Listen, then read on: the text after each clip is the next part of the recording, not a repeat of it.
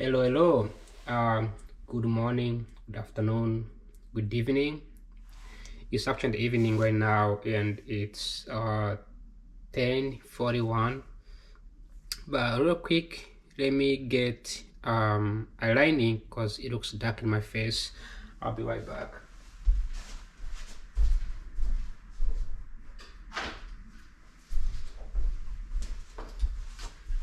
As I'm gonna be giving a presentation for this particular video, because it's February, that means time is running really fast.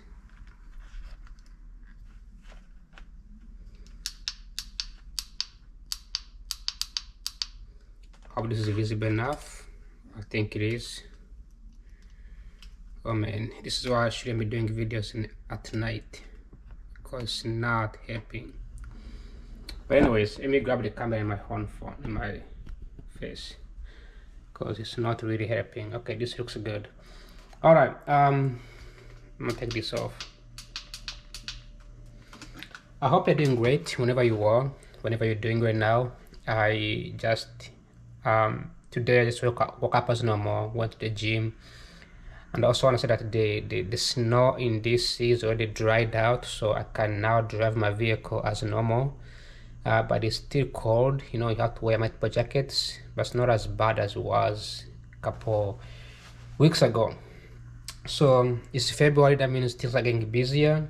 Things are getting now busy. We're getting into the applications for internships, and we're getting into research papers, and the midterms are coming up, so very intensive situations are coming up. Anyways, so I'm coming here to say that today I just applied for 3 internships at World Bank. I've been trying to apply. The deadline is on February 17. So I was supposed to submit today, February 11, because that's the deadline for the application. And I was amazed how they have many options and many openings across the country and across the world. They have like openings in Uganda, like in Asia, like all over the world. It's so impressive. But the competition is pretty high, so I kind of recognize that. So hopefully that I will, being in DC, I hope it's gonna give me some opportunity to be able to go and interview. So hopefully, I'm just hoping. Okay, that being said, let's jump into today's topic. But before I begin, just say that today when I came back home, I did sit down for like 3 hours from like about 8 p.m. until like 10:30 right now, and then I crafted three research papers. So one is public finance, which talks about the US government and how it's spending money in infrastructure, mostly for farmers. So my goal is to quantify. All my papers are quantifiable, so I have to get the data, do data cleaning, and do data testing, and then quantify everything I do. So it's gonna be very mathematical, because I'm focusing more on quantitative side than qualitative side. So I'm doing a research paper for public finance, which is due next week. Like the proposal is due next week, and because this is going to be domestic, United States, I'm not gonna focus much on that, right? Because domestic should be okay. The second paper is international trade, which is going to be focusing on Vietnam. I'm going to study how does Vietnam, sort of rely heavily on assembly, and if the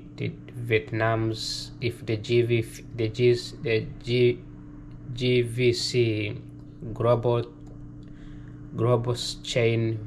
value chain GVC global value chain system, which is the new system that is being implemented at the moment, if it's benefiting Vietnam, by making Vietnam a an assembly plant hub rather than a manufacturing hub. Okay, so that's what I'm going to study, and I'm going to look at the implications, like the new trade, noisy new trade policies like Trump's tariffs. How does that affect, Vietnam's economy? And then one of my favorite research papers I'm going to work on, the last one. This is going to be the Uganda. Why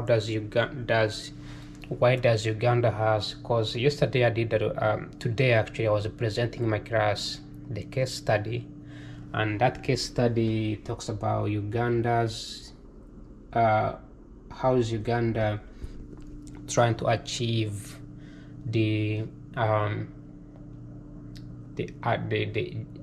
SDG 7, right, which is to ensure that every Ugandan has access to electricity. They no longer use renewable energy. They are environmentally friendly, right? How is Uganda doing that? How are they achieving that, right? And doing this research paper, doing this case study exposed me to so many data. Remember last time, my other videos, if you scroll all the way down in my YouTube channel, you will see that last year I was complaining about Uganda not having enough data. But this time, Uganda has a lot of data actually. So I found the data that was very amazing, pretty impressive. So you don't see these things until you research. So it was pretty good. I really enjoyed it. So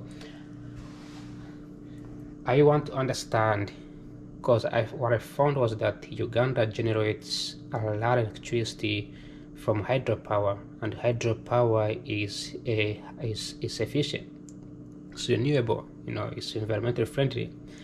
But yet Uganda does not even reach a half of the population. A half of the population of Uganda doesn't have access to electricity. So this is a very concerning. And what could be the implication? Is it the cost?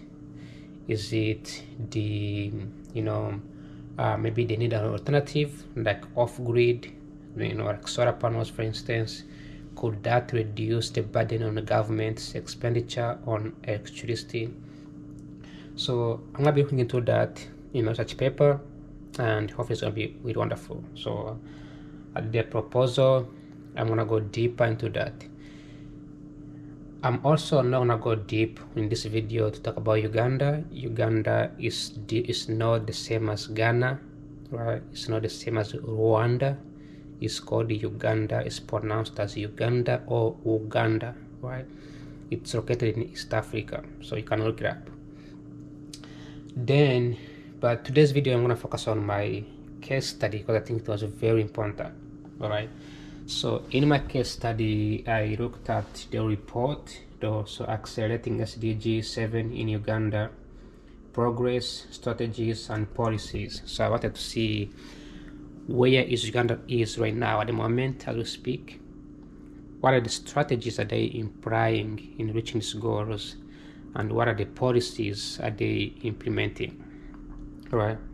So the 2025 tracking SDG report highlights, by the way, SDG is the goal that was created by World Bank Group, and it was meant to increase electricity in Africa to ensure that people by 2030, the goal is to ensure that people in Africa, every person in Africa has access to electricity, right? At least 300 million people. So that's the SDGs, and they have multiple goals that they need to achieve. They have like SDG 1 all the way to 12, I think 13. So 7 is particularly for electricity, because electricity is very important. As I speak right now, I have energy, right? I have laptops, I have battery charged, so I don't have to think. I have fridge, right? So I don't have to think about energy, right? So it's very productive.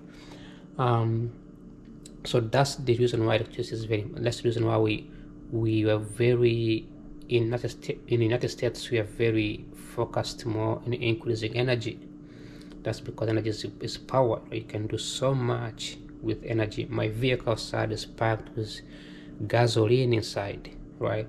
So if I have to live in an area where there's no electricity, I would have to decide whether I can use generator to power my house or drive my car.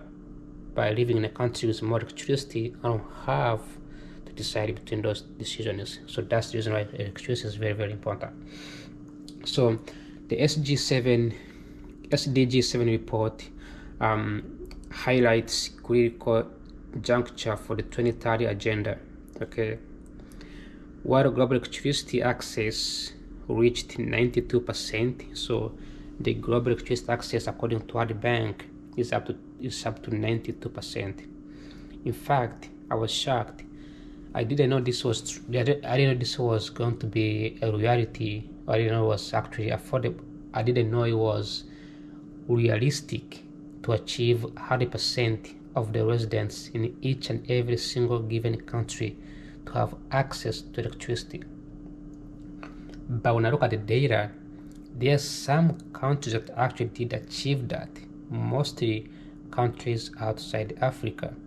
Africa is the only continent that have extremely low access to electricity, the only continent. Every other country, many other countries have achieved that 100%.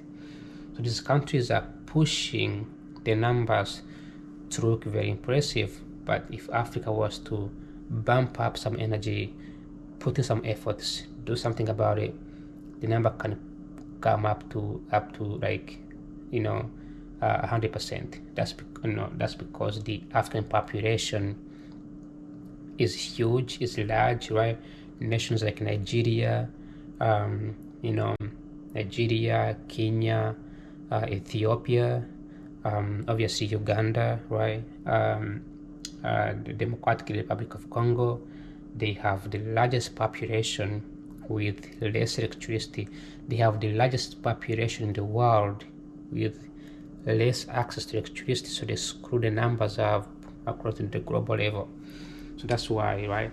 So approximately 666 million people still live without power. Okay, so 666 million people. United States has 300 million people, so that's double the population. So you need 2 times the population of the United States to empower these people. And these people, they live mostly in Africa and some other countries like Bangladesh, those nations. Right. Meanwhile, 85% of those people who reside in sub-Saharan Africa, this is what I was talking about. So the rest of the population, so out of 663 million people, only 85% live in Africa. The rest just live in some countries like South America, and as well as European countries, Asian countries. So this is concerning. This Africa is the only continent that is screwing up the number. And if you look at the map here, you can see the South America has access to electricity all the way to the US, going to Europe, right? North America, Australia, right? But when you go to Africa, absolutely impossible, like no electricity at all. You can see in Asia it's only a few countries, but African continent, not at all. Like East Africa, this is East Africa, it's even more concerning, right? And then of course this is how much we have improved. So we have improved so much, for many countries have improved so much for many years, but Africa has not improved as much for many years. So very concerning, something that needs to be addressed by policymakers and corporations, private sector, but also individuals. As I will highlight in this study, countries like Uganda struggles with other issues that we'll talk about in a minute. Let me see here. So the global imperative, the key energy access gap. Okay, so that's gap. Despite resurgence in connections, current rates are inefficient for universal access by 2030. In fact, Uganda does not have the goal to meet 51% of the electricity access to its own residents by 2030. Their goal is by 2040. So they have from now, their goal is to have at least 51% of the residents in Uganda to access electricity by 2040. So extremely concerning. Very, very slow paced. So clean cooking crisis. So progress has stagnant. So people still use very traditional cooking methods like charcoals and firewoods. With 2.1 billion people still relying on polluting fuels. So they either use generators, or they use some kind of charcoals and cutting trees. We all know those things, right? Charcoals, you cut trees, then you burn them, then once you burn them, they become coal, and use that coal to cook food. What else? When you use firewoods, right? You just burn firewood. You just burn woods as normal, then you cook, right? That's the idea. Efficiency and renewables. Okay, so you talk about this in a minute. Uganda is actually pretty good on this.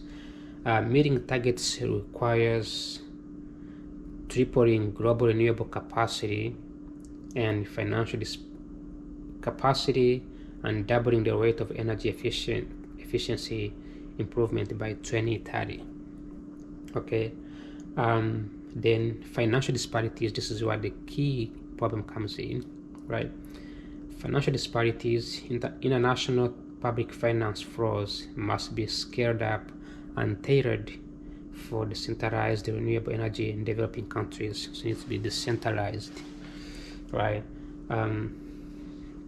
So these are the key strategies and key policies that Uganda is implementing, that the whole world needs to implement, not just Uganda, but the whole world. Number one is the decentralized solutions. So prioritize distributed renewable energy by including solar homes and mini grids to reach remote areas. Like in Uganda, for example, you have many remote areas. Like I will be showing that on a map in a minute. Integrating planning, so move beyond electricity to address renewable heat and transport through policy mandates and incentives. So maybe trying to incentivize people, like if farmers can use machinery that run by solar panels, whatever, right? Maybe they can be subsidized, whatever that's going to be. Capacity building, invest in technical skills and knowledge transfers to ensure long-term system sustainability. Forgetting about electricity, I talked about this in my videos, how in my area when I used to live in Uganda, the government built a solar panels with lights on, and within 1 to 2 years the pole was stolen. Okay, so that's lack of skills, that's lack of technical knowledge, understanding the importance of those things. Similar can be said to things like infrastructure that gets built by government, things like water pipes or some kind of water. And remember, this government takes in loans. So when they build this infrastructure and the people destroy this infrastructure, the government ends up, we call this in economics, they take the price, they take the loss, right? People don't get blamed for it. So key concerning here. So another thing to mention here is energy efficiency policies. Okay, so performance standards, enforce minimum energy performance standards for buildings and appliances to curb demand. So if you are to give, for instance, in Uganda, people who have access to electricity, they have fridge, right? Like this fridge, but this fridge are built in a poor insulated houses where the heat can easily escape or the temperature can easily escape, further generating more electricity prices on residents. So maybe focusing on residential permits, building permits, trying to make sure that those houses that they are building, the building code can sustain heat. Okay, it's possible, it's achievable. Digital transformation, utilize digital technologies like smart grids, Internet of Things, for real-time demand side management and system optimization. So electricity goes hand in hand with internet. So by giving them electricity, you have them have access to internet like Wi-Fi, and then they can use those internet services to monitor and track how much electricity they are consuming. All right, make sure I'm on time. Yep, it's 11 p.m.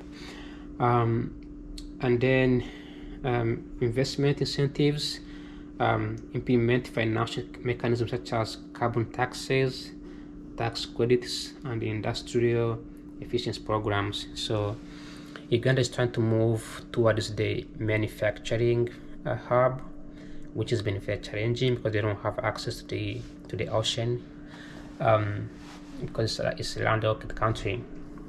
But they do have other factories like agriculture businesses. They have electric manufacturing companies.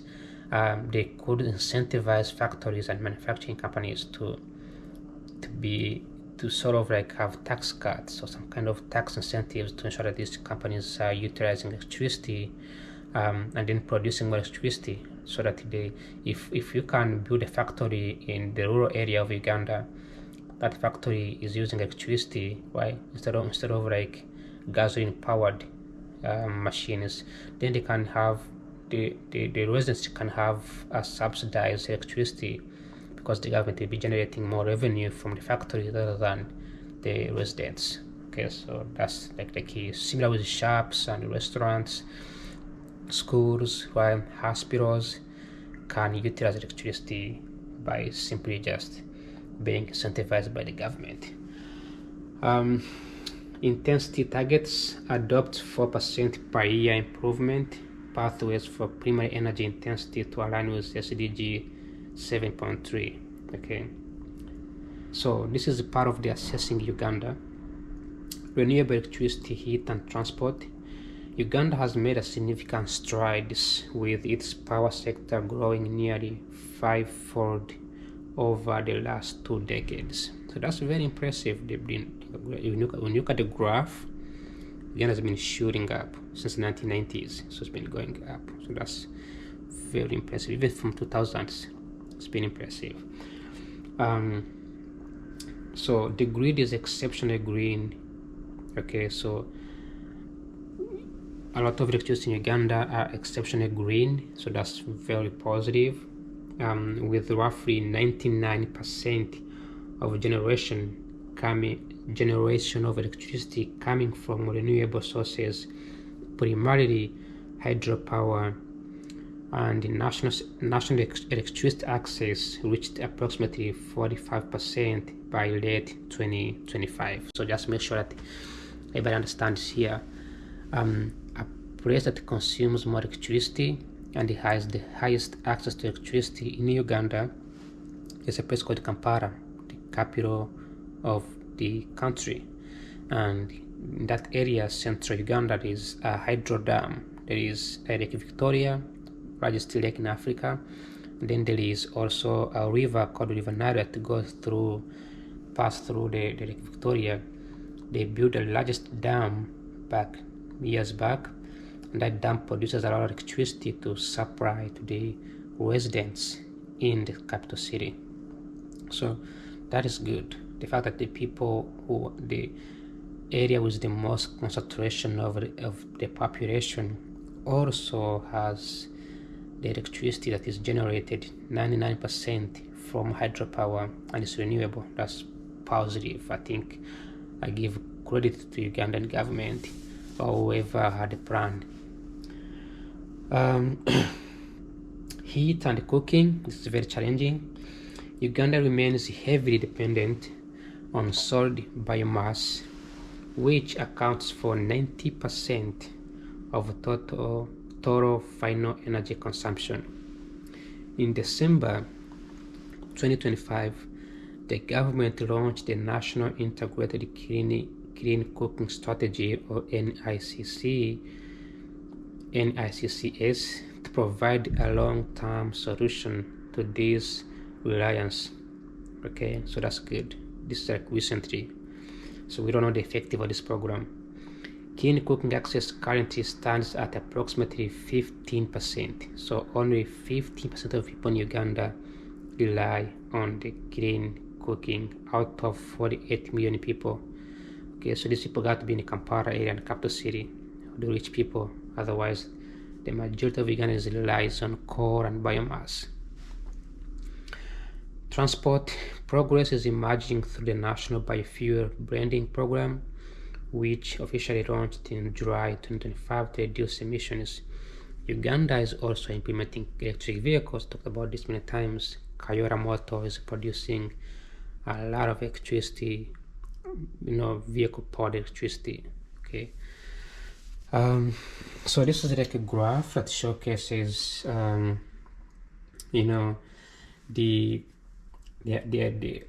different types of electricity, and that is being generated in Uganda. So you can see this is a solar panel, which represents a very small percentage here, and then it says 80%. So then you have oil, which is like 60%, and then you also have bioenergy, which represent 40%, and hydropower, which represents 20%.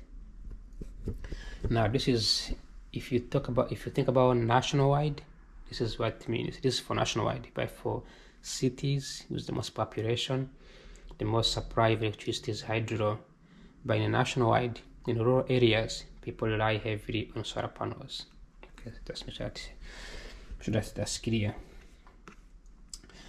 Transmission network length. This is how much electric poles have been expanded across the country, and they have expanded up to almost, if you can see here, for 2025, the number is close to 5,000 plus kilometers. They use kilometers over there. I don't know how much miles is in it, but it's very impressive that they have achieved this, and obviously and how much voltage they have been able to transform that. So that's very impressive as well. This map here is very important. It's how many distribution lines in Uganda in 2017. So these are how much electric poles have been distributed across the country. These are cities where you have Mbale, Totoro, looks like Totoro or Tororo, whatever that is, and then you have Soroti, Kamuri. These are big cities in Uganda. There is Hoima, Masindi, Guru, which is like northern Uganda, across to Sudan. Then you have Kampala, which has the concentration of power, and this is where they have some. If I zoom in real quick, this is where they have like a lot of hydropower, right? The dam, which supplies the largest population to people, to the residents. Then you have Masaka, Mitiana, and you have these rural areas like Kimbarara area, right, and many other places. So this is very impressive. It also shows how challenging it can be. If the country is only producing electricity around here, it's very difficult to transfer this electricity to up here. It's very expensive, especially if there is no road networks that connects these regions, right? Poor infrastructure means poor roads. Local residents, villagers who live in these areas, they need more education to understand how to maintain those infrastructures, right? So huge challenges. Now I was proposing that you can see here on the map, you have the Democratic Republic of Congo, you have Sudan, South Sudan on the top, you have Rwanda on the bottom here, and you have Tanzania, then you have Kenya, right? So if these countries were to collaborate with Uganda and then have electric supply production here electric production expansion. Then they can both share electricity instead of these residents having to rely on electricity from the center, right? This is skewed. This is not a centralized electricity. This is like on one side. If they can rely on this partnership, right, people will have access to electricity much easier instead of having to put the burden on the central government to sort of take care of the whole country. Same problem with Sudan, the Congo. Like for instance, the Congo has like a large population living on the other side of the country. The middle of the country is pretty empty. Right? Those are the issues that I think could be addressed. But of course, this could go hand in hand with ensuring that there's safety, because there's more like crimes and labor groups, right? So borders, right? Duties and tariffs, right? So very challenging thing that that is can be hard to achieve, right? And then I think this table was very important. This table showcases the progress. As you can see, it compares the Ugandan country, but it compares Uganda with the global or the World Bank, and then the target, right? So electricity access is at 45%. Okay, remember Uganda has 48 million people, so this only 5%. The global is at 92%, so they're extremely behind. Clean cooking 15%. The world is already ahead, 25%. However, renewable energy is 99%, while the world is still 30%. So this means that if Uganda was to become consistent with renewable energy, if they can utilize all their hydropower and the resources and the solar panel supply in the country, they can actually come up with the most impressive and renewable energy in the world. Much better than the United States, much better than China, way better than China, and better than any other country, right? Okay, so the summary was that Uganda's primary challenge is equitable distribution. I mentioned about this, right? How do you distribute electricity across the country without imposing a heavy price tag on residents? These people, they are already poor, they are already farmers, they don't have income coming in daily, monthly, weekly, like we do in the States or people in Kampala, capital city. So equitable distribution is a key problem. You can borrow money, expand electric poles across the country, but if people cannot afford to pay for that electricity, you have to bear the cost. If you cannot tax them, you have to bear the cost, and it's very challenging for not just Uganda, but in many countries in Africa. Okay, and how do you turn every single thing that they have into valuable monetary value, right? For instance, people have land, people have agricultural products, right? So it's very complicated. You have to convince people to sell the agricultural products, right? Produce a large scale, use machines, take out loans, build infrastructure. Like it's a lot that goes into this. So we are looking for the long time, about like 20, 30, 50, 100 years from now. However, they can move much faster if they can attract the foreign investments, direct foreign investments. And I'll talk about that in a few minutes in my research paper. But countries like Uganda do not attract direct foreign investments because of the politics and property rights, right? People own the land and they don't want foreigners to build factories there. Corrupt governments. Uganda has the highest corruption in the Africa and in the whole world, right?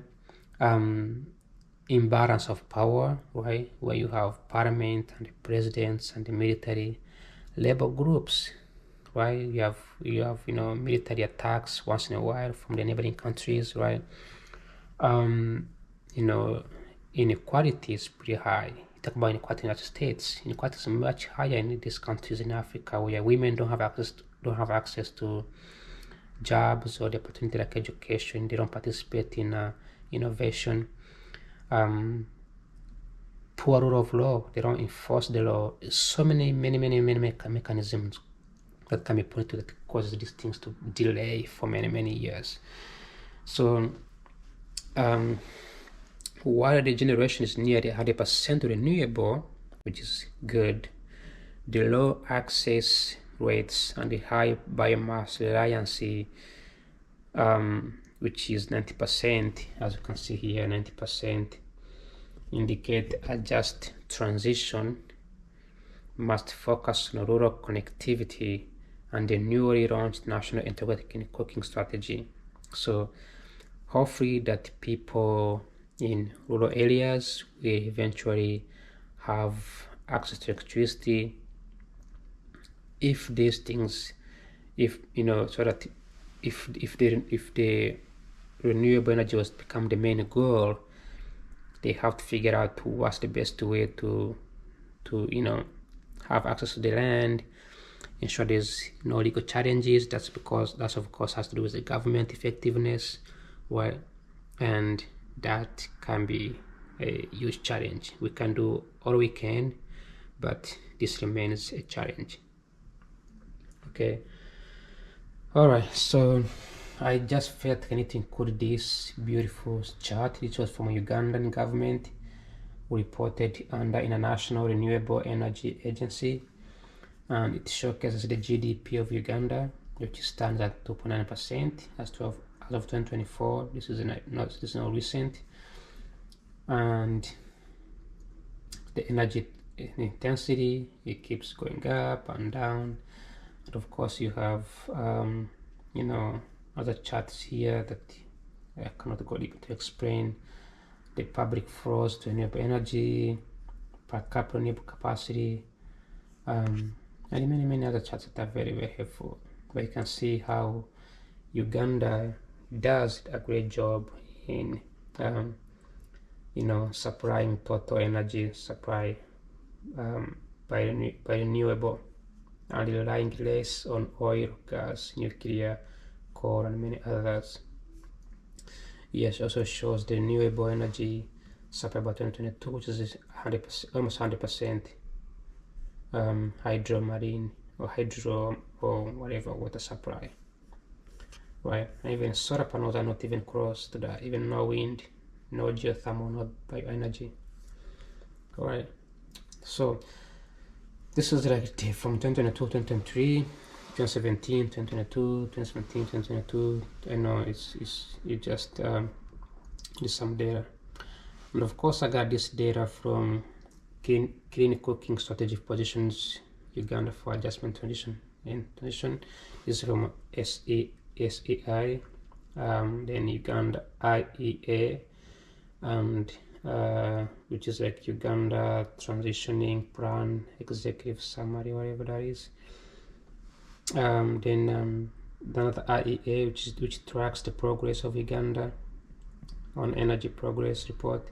Then of course there's World Bank, and then you also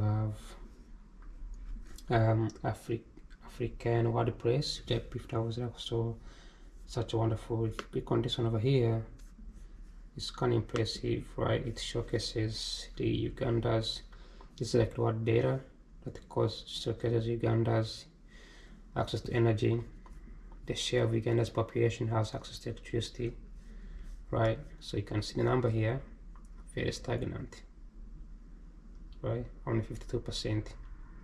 But this does not include the village, right? You can see this is Uganda.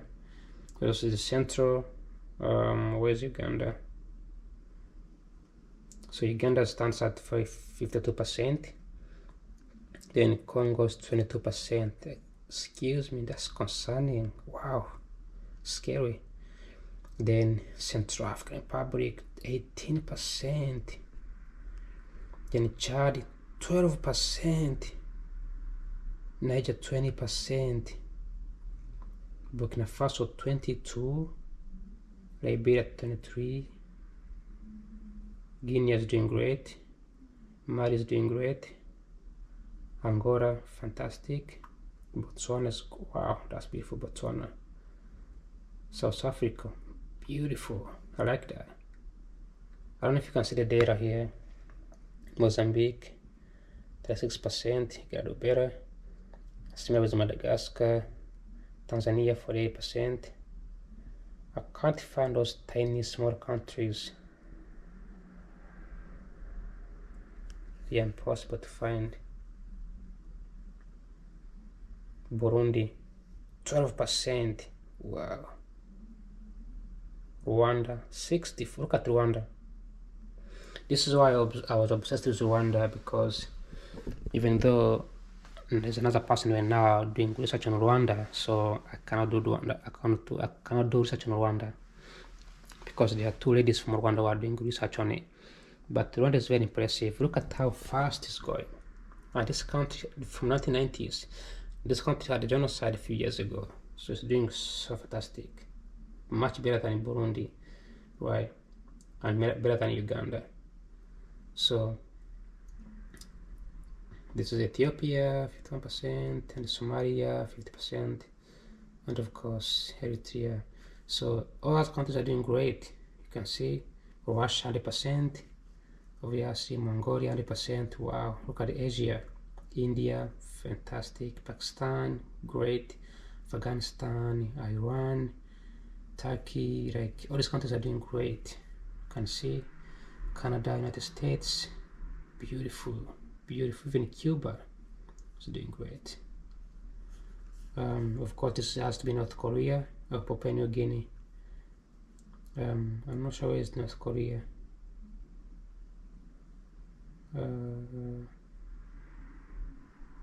Okay, I can't find North Korea. It's Vietnam. But anyways, Rwanda did something amazing, right? So what they did,